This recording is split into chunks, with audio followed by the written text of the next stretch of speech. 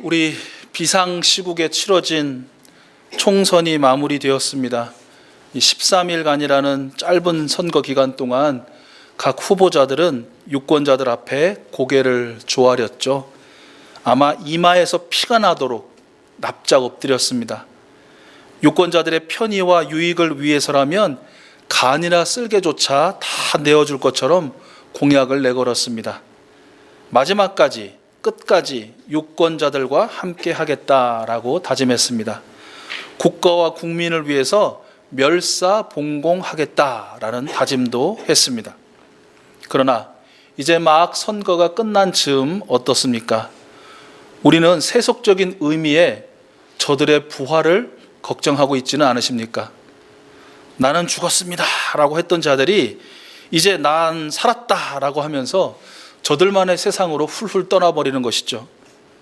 저들을 살린 시민들을 버리고 자신들만의 리그로 떠나버릴 것을 벌써부터 걱정하고 계시는 않으십니까? 안 됩니다. 그들을 그렇게 떠나도록 내버려둬서는 안 됩니다. 붙잡아야 합니다. 무관심해서는 절대로 안 되죠. 꽉 붙잡고 어떻게 하는지 두 눈 부릅뜨고 지켜보셔야 합니다. 저들이 약속한 것처럼 정말 시민들을 위해서, 국가를 위해서 멸사봉공, 그야말로 사익을 버리고 공익을 위해서 철저히 힘쓰는지 감시해야 할 것입니다. 그리고 반드시 책임을 물어야 할 것입니다. 이것이 우리의 권리이고요. 그리고 이것이 이 땅을 하나님 나라로 변화시켜 나가는 우리 그리스도인들의 의무이기도 하다라는 것이죠. 사람이란 존재는 그런 것 같습니다. 어디 정치인들 같겠습니까마는 고생해서 다 키워놓은 자식들 훌훌 부모 곁을 떠나갑니다.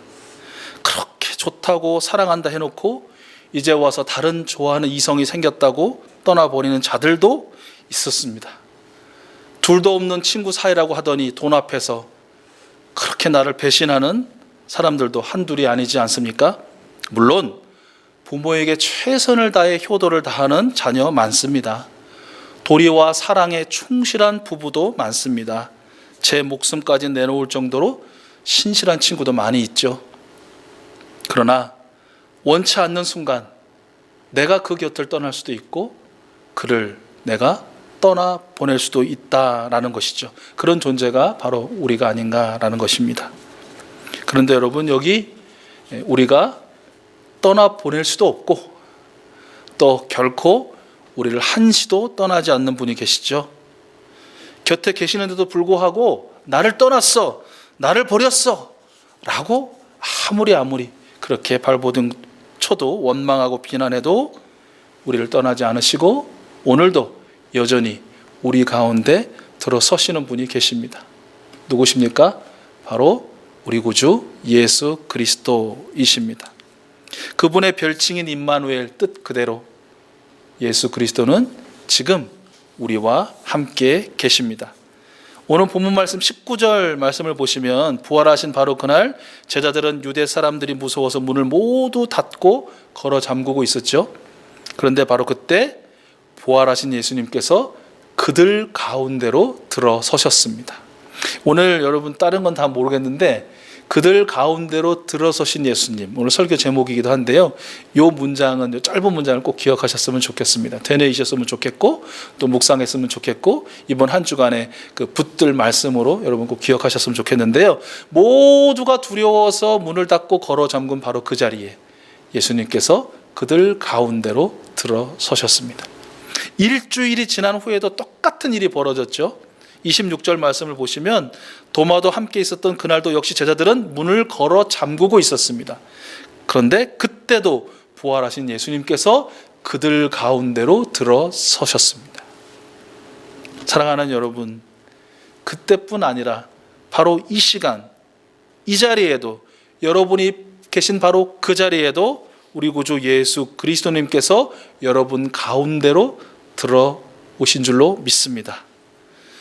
마음문을 활짝 열고 예수님을 환영하는 사람들에게도, 혹시 마음문을 아주 조금만 열어놓고 있는 여러분에게도, 몸은 예배 자리에 있지만 영혼은 이렇게 가출한 듯 한 그런 마음 상태에 있는 여러분에게도, 심지어 이 시간 예수님을 잊고 있다라고 하는 여러분들 가운데로 부활하신 예수님께서는 동일하게 들어서시는 줄로 믿습니다. 여러분, 이 사실만으로도 얼마나 기쁘고 또 행복한지 모릅니다. 제가 이제 설교문을 작성하면서 막 이렇게 문장을 상상하면서 기록을 하잖아요. 이 기록하고 있는 저에게도 예수님이 그 사무실 문을 싹 여시고 들어오시는 그 막 상상이 되고요.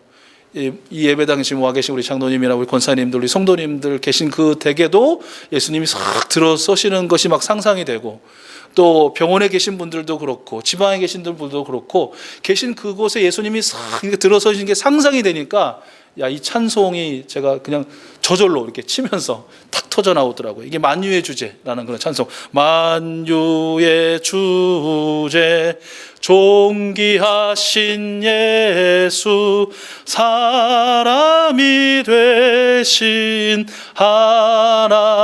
하나님, 나 사모하여 영원히 섬길 내 영광 되신 주로다. 제가 무슨 군가 부르는 것처럼 군가 부르는 것처럼 막 이게 마음이 벅차오르고, 야, 그렇지, 누가 지금 마음을 그렇게 활짝 열고 예수님을 환영할 만큼의 그런 사정이겠는가, 형편이겠는가, 상황이겠는가.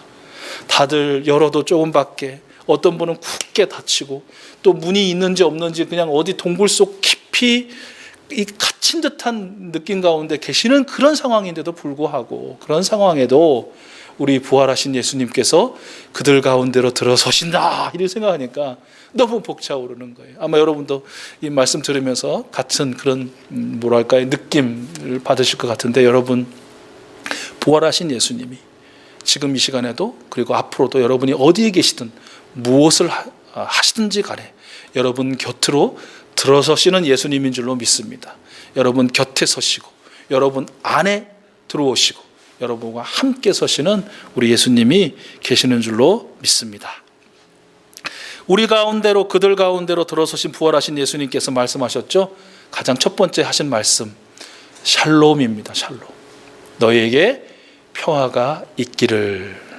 19절과 26절 말씀을 보시면 제자들에게도 또 도마에게도 들려주신 첫 번째 말씀이죠. 샬롬. 요한복음 14장 27절 말씀에서 이미 들려주셨던 그 샬롬. 나는 평화를 너희에게 남겨준다. 나는 내 평화를 너희에게 준다. 내가 너희에게 주는 평화는 세상이 주는 것과 같지 않다. 너희는 마음에 근심하지 말고 두려워하지도 말아라. 아멘. 지금 제자들은 어떤 상황입니까? 하루를 더 살지, 이 한 주간은 정말 더 살 수 있을지 앞이 깜깜한 존재들 아닙니까? 자신들은 물론이고 지금 멀리 저 갈릴리에 떨어져 있는 가족들의 안위도 장담할 수 없는 그런 상황이 아닙니까? 모두가 다 떠나버린 절대 고독의 순간이고, 심지어는 자신들의 존재 자체를 부인하고 부정해야만 할, 또 저주해야 할 수도 있는 그런 절체절명의 순간입니다. 그런데 바로 그들 가운데 부활하신 예수님께서 들어오셨고, 그들의 몸과 마음을 세상에 줄 수 없고 알 수도 없는 하늘의 평화로 온전히 덮어주셨습니다. 우리 익숙수 가족들 여러분 중에도 혹시 당시 제자들과 같은 심정이고 제자들과 같은 상황에 계신 분도 있을 수 있다고 생각합니다. 또 그만큼은 아니더라도, 그런 깊은 고통은 아니더라도 사람과 환경 또 상황 때문에 외로움, 또 두려움, 또 걱정, 근심 중에 계신 분들도 계실 것입니다. 그런데 우리 가운데로 들어서신 예수님께서 말씀하십니다. 여러분, 우리 예수님을 대신해서 자신에게, 또 이곳에 계시고 또 흩어져 있지만 한 몸 된 우리 익수수 가족들에게, 또 세계 시민들에게 예수님의 샬롬을 들려주시면 어떻겠습니까? 우리 그 평안을 너에게 주노라라는 그런 찬양으로, 자, 먼저 여러분의 가슴에 이렇게 손을 착 얹고 예수님을 대신해서 내가 부르는 겁니다. 나에게, 나 자신에게 예수님이 여러분에게 말씀하십니다. 평안을 너에게, 같이 할까요? 주노라. 세상이 줄 수 없는 세상이 알 수도 없는 평안, 평안, 평안, 평안을 내게 주노라. 우리 다시 한번 할 때는 손을 쭉 내밀어서 우리 흩어져 있는 우리 익스스 가족들과 우리 세계 시민들을 향해서 우리 예수님을 대신해서 우리 힘있게 불러주십시오. 평안을 너에게 주노라. 세상이 줄 수 없는, 세상이 알 수도 없는 평안, 평안, 평안, 평안을 내게 주노라. 아멘. 아멘. 우리 가운데로 들어서셔서 하늘의 참 평화를 부어주신 예수님께서 제자들에게 그리고 도마에게 못자국 난 그 손과 창에 찔려 헤어진 옆구리를 보여주셨습니다. 25절 이하 말씀을 보시면 부활하신 주님을 보았다 하는 다른 제자들의 증언을 믿지 못하고 나는 내 눈으로 그의 손에 있는 못자국을 보고 내 손가락을 그 못자국에 넣어보고 또 내 손을 그의 옆구리에 넣어보지 않고서는 믿지 못하겠소 라고 말하였던 사람이 나오죠. 누구입니까? 도마. 그 도마에게 예수님은 손과 옆구리를 보여주시죠. 도마에게 말씀하십니다. 27절 말씀이죠. 내 손가락을 이리 내밀어서 내 손을 만져보고 네 손을 내 옆구리에 넣어보아라. 그래서 의심을 떨쳐버리고 믿음을 가져라. 여러분 지금 이제 그림 한 장을 보시게 될 텐데 카라바조라는 사람의 의심하는 성도마라는 그림이라고 합니다. 성경에 보면요, 도마가 직접 자기 손으로 예수님의 못자국을 만지고 헤어진 그 옆구리를 만져보았다라는 기록은 없어요. 그런데 이 카라바조의 그림을 보면 어떻습니까? 지금 누가 도마의 손을 잡고 있죠? 예수님입니다. 그리고 그 손을 이끌어서 그 옆구리에 넣은 분이 누구죠? 예수님입니다. 앞서 읽은 27절의 말씀, 네 손가락을 이리 내밀어서 내 손을 만져보고 네 손가락을 내 옆구리에 넣어보아라. 그래서 의심을 떨쳐버리고 믿음을 가져라 라는 예수님의 말씀을 카라바조가 나름대로 해석해서 그린 그림이 아닐까 싶습니다. 여러분 잠시 이 그림을 좀 보시면서 여전히 의심하고 두려워하며 예수님을 떠나 세상에 붙들린 생활을 원하는 나의 모습, 그러나 그럼에도 불구하고 나의 믿음 없음을 원망하시거나 그리스도인답게 살지 못함을 질책하지 않으시는 예수님, 다시 나의 손을 잡아 이끌어 나를 위해 죽으시고 다시 사신 예수님을 경험하게 하시는 그 한없는 주님의 은혜를 묵상해 보셨으면 좋겠습니다. 여러분, 우리 예수님은 무턱대고 믿어라, 묻지도 말고 따지지도 말고 믿어라, 이렇게 맹목적인 믿음을 우리에게 말씀하시지 않습니다. 강요하시지 않습니다. 살아계신 하나님의 말씀인 성경을 통해서 또 하나님의 통치에 우리 인간보다 수천 배 수만 배 철저히 순종하고 순복하는 자연 만물을 통해 또 하나님 나라를 위해 헌신하는 믿음의 증인들을 통해 우리 안에 임재하시고 역사하시는 성령님을 통해 경험하게 하시고 체험하게 하시고 깨닫게 하시고 믿으라 라고 하시는 분이 바로 우리 예수님이시다라는 것입니다. 여러분, 이 시간에도 우리 손을 잡아 이끌어 만져보게 하시고 넣어보게 하시는 우리 주님의 손길을 느껴보시기 바랍니다. 담담하게 내 손을 붙드시는 우리 주님의 손길, 그 손길에 붙들려 떨리는 내 손, 그리고 조심스럽게 역사하시는 우리 예수님의 몸에 댄 나의 손끝, 여러분 한번 느껴보시죠. 참으로 이 뜨겁고 감격적인 죽으셨다 다시 살아나신 예수님을 경험함이 우리 익수스 가족들 모두의 경험이고 또 매일의 경험이 되기를 간절히 기원합니다. 이렇듯 우리 부활하신 예수님을 직접 만나 뵌 제자들 도마를 포함해서요, 그들 모두는 한 목소리로 신앙을 고백합니다. 나의 주님, 나의 하나님. 주는 그리스도시요 살아계신 하나님의 아들이십니다 라는 저들의 고백의 확증이고 또 확신인 것이죠. 저와 여러분에게도 늘 같은 이 고백이 터져나올 수 있기를 여러분 축복합니다. 또한 제자들에게 들려주신 21절 하반절의 말씀, 아버지께서 나를 보내신 것처럼 나도 너희를 보낸다라는 이 예수님의 말씀이 이 시간 저와 여러분의 마음에 아로 새겨지기를 기원합니다. 우리가 늘 이렇게 되뇌이듯이 우리는 죄와 사망의 세상으로부터 부르심을 받아 구원받은 자 동시에 죄와 사망의 세상으로 보내심을 받은 하나님 나라의 제사장임을 우리는 잊지 말아야 할 것입니다.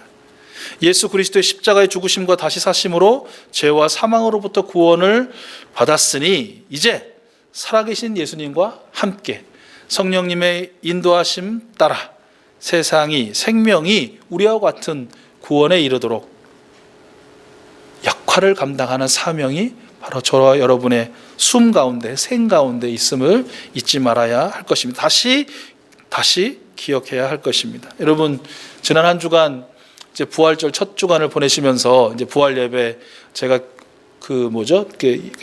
예배 인증 사진을 보고 이렇게 울컥하더라고요. 어느 집사님이 이렇게 막 초를 여러 개 켜놓고 막 촛불을 켜시고 예배 드리시는데, 야, 이게 정확하게 제가 의도한, 그러니까 다양한 색 하나의 빛, 다양한 우리들 하나이신 예수 그리스도를 표현하고 싶었거든요. 그걸 이렇게 눈으로 보면서 예배하고 싶다는 마음이 들었는데 그렇게 딱 하신 거예요. 얼마나 제가 그냥 눈물이 속으로 착 나든지, 우리 익숙 가족들이 다 그렇게 하나님의 마음 또 목회자의 마음 또 서로의 마음 헤아리면서 예배하는구나 느꼈어요. 그 예배를 그렇게 드렸잖아요. 부활초를 켜고 또 같이 부활의 인사를 나누고 잘했죠. 그리고 이제 마지막에 다짐한 게 있었는데 그것이 뭐였죠?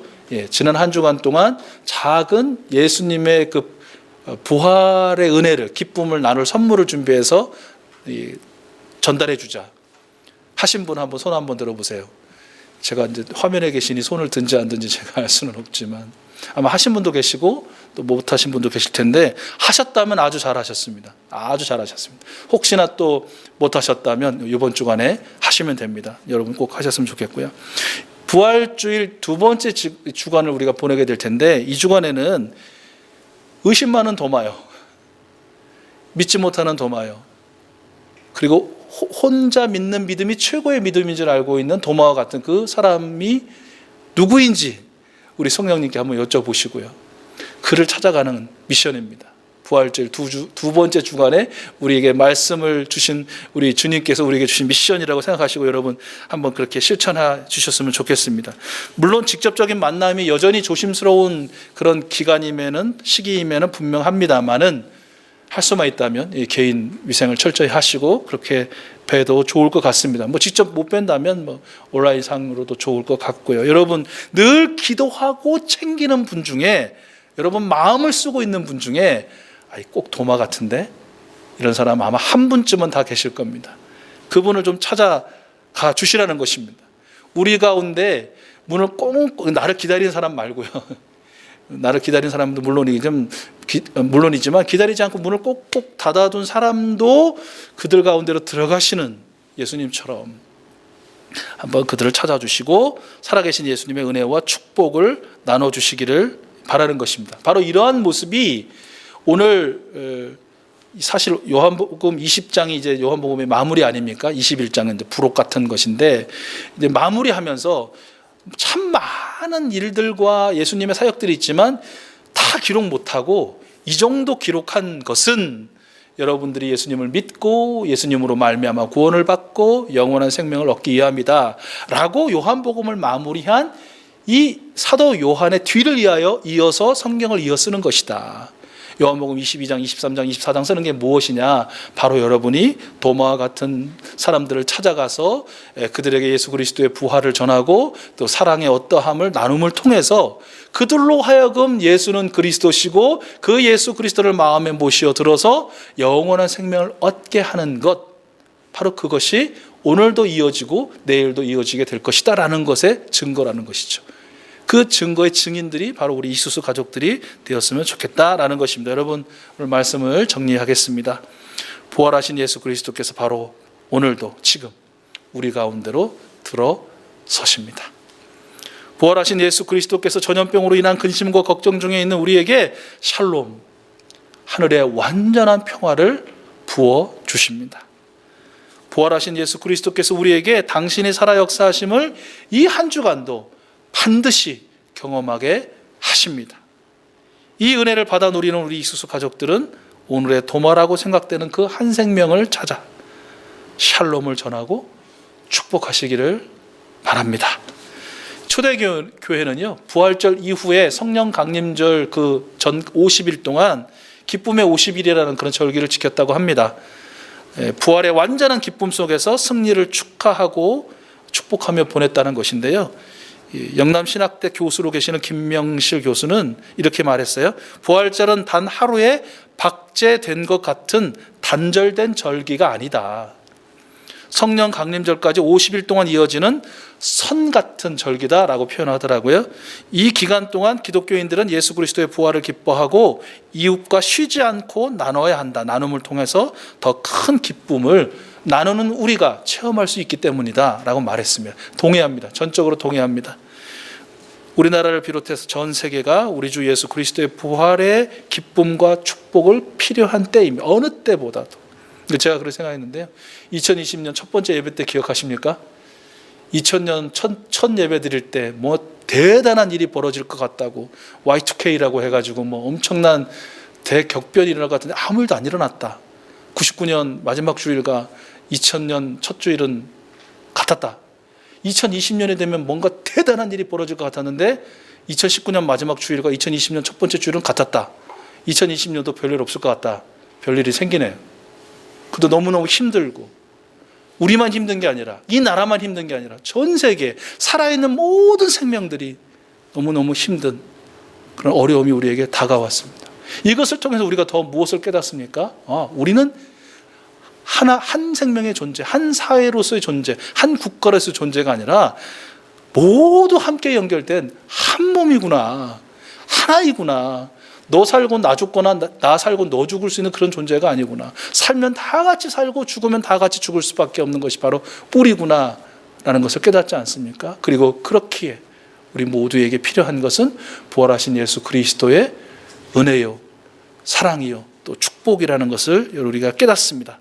이 절박한 필요가 사회 도처에 그리고 세계 곳곳에 지금 요구되고 있습니다.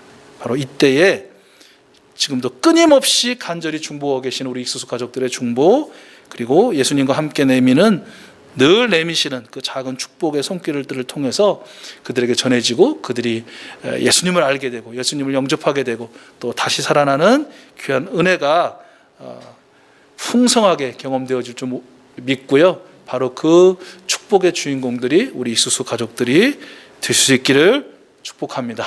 우리 성삼위 하나님께서 우리 여러분을 통해서 기뻐하시고 영광 받으시는 복된 이 한 주간이 될 줄 믿습니다.